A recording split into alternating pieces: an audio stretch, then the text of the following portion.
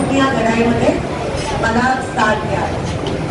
जाता जाता फक्त मला एकच गोष्ट या ठिकाणी म्हणायची की तुम्ही बघत असाल की जे भाजपचे आहेत उमेदवार ते काही दिवसापासून शिंदे साहेबांबद्दल काही आरोप प्रत्यारोप चालले आणि मी त्यांना सांगितलं की मी उमेदवार आहे, माझ्याबद्दल बोला.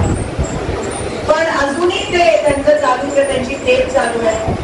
मोठं बोलायचं पण रेटून बोलायचं ही त्यांची परंपराच आहे आणि हे ते कंटिन्यूच करणार आहे. ते म्हणतात की त्यांच्याकडे पुरावे आहेत आणि मग जर त्यांच्याकडे पुरावे आहेत तर मागचे 10 वर्ष ते गप्प का बसले? करायची होती कारवाई, करायची होती अटक, का गप्प बसले? म्हणून हे सोलापूरकरांची दिशाभूल कशी करायची हे यांना मस्तपैकी जमतं.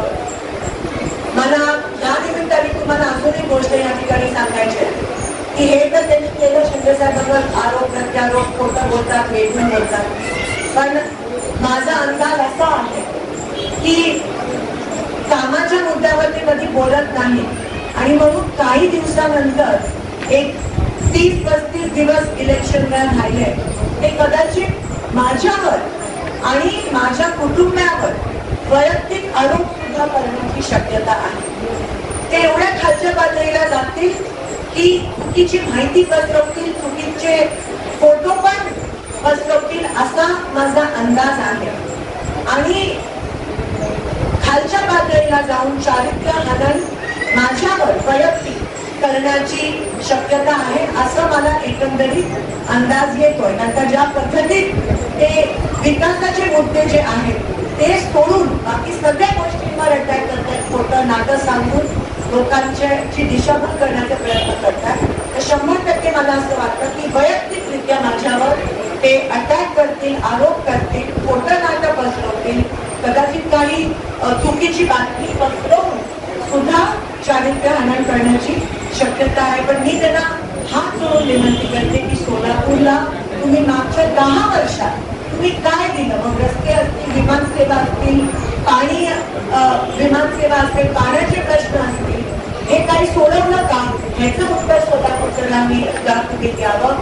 सोलापूरकर तुमच्या खोट्या गोष्टीला बळी पडणार नाही आहे याची मला खात्री आहे. 100% सोलापूरकर यावेळेस विकासाला साथ देतील, विकासाला मत देतील, ह्याबद्दल माझ्या मनात अजिबात शंका नाही आहे. आणि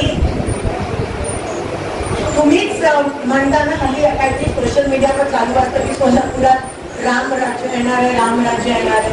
म्हणजे हे कदाचित असं तर म्हणत नाहीये की मागच्या 10 वर्ष रावण राज्य होतं आणि त्याचीच पावती तुम्ही देत आहात.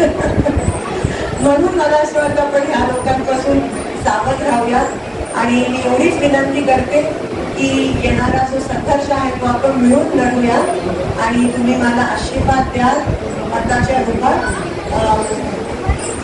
लोकशाही वाचवण्यासाठी, संविधान वाचवण्यासाठी ही आपल्या आयुष्यातली खूप महत्वाची निवडणूक ठरणार आहे एवढंच या ठिकाणी सांगते.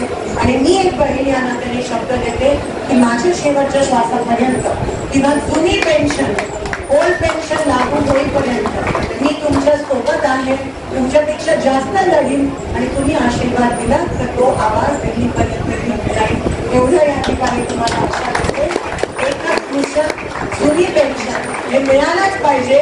आणि जाता जाता तो नेहमी बाहेर घोषणा देते, माझ्या विधानसभेच्या बाहेर आम्ही देत असतो आणि जिथे संघर्ष असतो तिथे आवाज पोहोचलाच पाहिजे आणि तुमच्या बाजूने आहे आवाज. म्हणून एकदा सगळ्यांचा मला साथ मिळते. असं कसं देत नाही घेतल्याशिवाय, असं कसं देत नाही घेतल्याशिवाय राहत नाही. पेन्शन आमच्या हक्काचं नाही कुणाच्या बापाचं. धन्यवाद. जय हिंद, जय महाराष्ट्र.